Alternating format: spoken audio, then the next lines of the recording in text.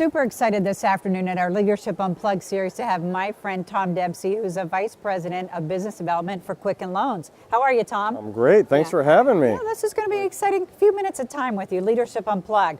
So I don't want to talk first about disruption. I'm going to disrupt our conversation.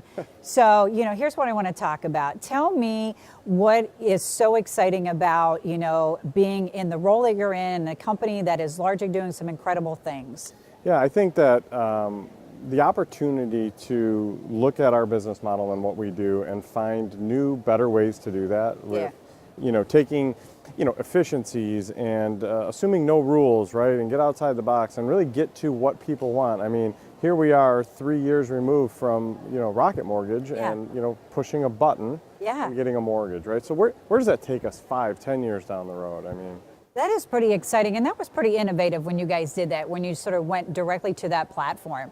And in fact, I had the privilege of being in Detroit when your CMO launched this thing, and you were coming out at the Super Bowl ads. Yep. So a big, fun kind of push for you. Yeah, I think, here's the thing.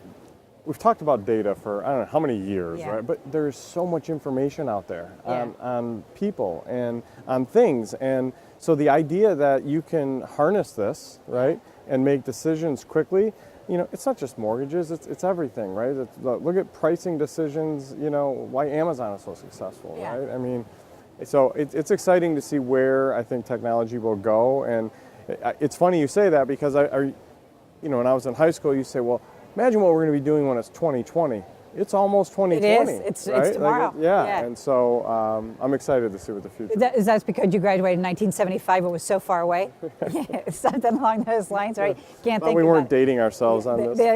Circa 1975. Right, circa. So you know what? But your company has done some talk about disruption and rebuilding. They've done some incredible things in the town of Detroit. Yeah. And you know what? I've had the honor and the privilege of coming through the tours with Bruce and seeing some of that excitement.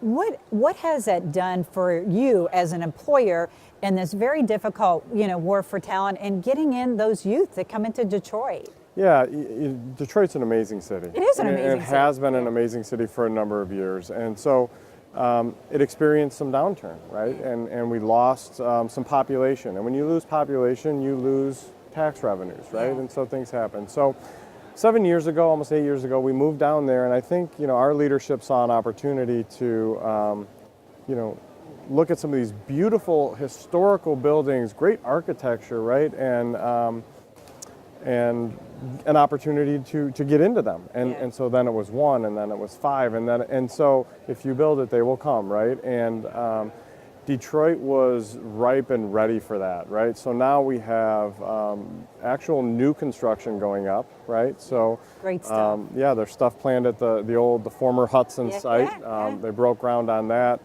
The Shinola Hotel was just launched, right? So the retail, and so there's a lot you've got to do, right? You got to get core business into the central business, and then eventually you keep getting out and you'll get to the people in the neighborhoods, and so, I'd bet Detroit.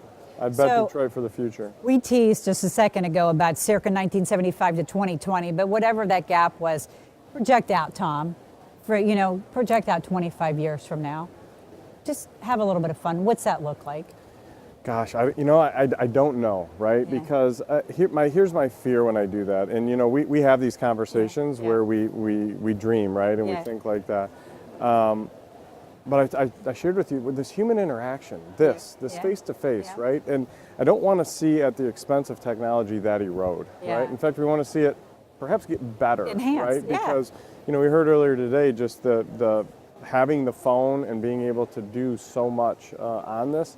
So I don't know where we go. Is everything robotic? Are we flying around in Jetsons type, we get there faster. I mean, possibly. But think about it, because we have infrastructure challenges in a lot of our major cities, right? I mean, we do. Look at Seattle, right? Yeah, we do. But Seattle actually had planned for some mass transit years ago in the 70s, and at some point thought, we're never going to be that big of a city, right? We're not, and now look, right? Like yesterday, only wish they would have done that in the past, right? Yeah. So. I don't know. I like seeing the incremental changes that people make in these companies that pop up from nothing. And it's like we talked yesterday. They've been thinking about these things for years. Right. They're not just going to happen tomorrow. You know what, and that's absolutely true. I think we see them when they become mainstream, and as they were talking earlier, one of the sessions is they actually are incubated 10 to 12 years ago, Yeah. and we just think it's current today. So let me wrap with a final question here. Uh-oh. Halloween's right around the corner. Okay. I'm not going to ask you what your costume's going to be. That's what you thought it was, but you could throw that in there if you like. But instead, I'm going to take a gander that you're a trickster and not a treater. Which are you? I'm a trickster, no doubt about it. Yeah, see, I won't want to be on the receiving end of that. I'm a very empathetic Oh, trickster. trickster. Because right? you've been So tricked. I prefer to deliver treat via tricks. Oh, there you go. You're going to mix it I'll up. do a little of both. You'll be the disruptor.